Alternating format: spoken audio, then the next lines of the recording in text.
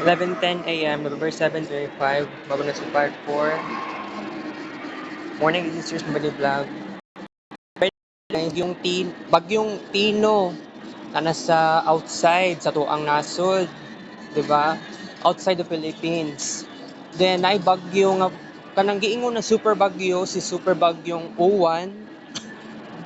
So, this is very unexpected no nga gibalita na sa nakita na ako sa Facebook news feed.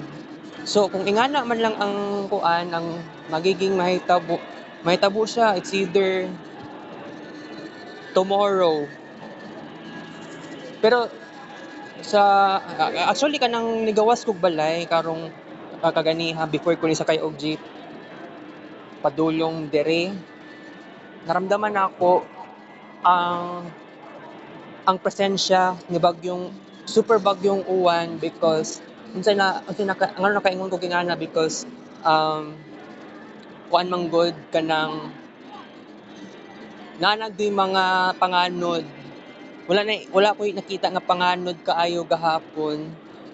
Pero nakita na gyud nako karon.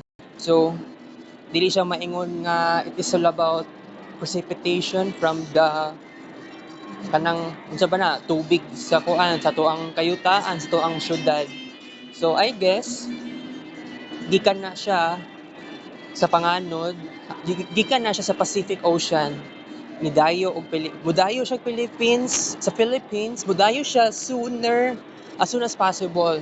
Pero kanang giingon na super bagyo ko no, so naakoy paraan, maghimo tag kuan kanang ang akong plano ani kanang mag-kids paint dedication kaya lang ang problema manggod kay mao lagi kailangan pa ko magbawas-bawas ug daghan pa nga kids paint pictures cellphone na nga daan mao na draa so that would be my weakness kay kuan na pa ko'y buhaton mao gani pod na actually ang akong plano nabalik ko Victoria Plaza mo naman ang gipangalan no kay gi-purchase from kuan owner sa CC na imong CC Victoria Plaza pero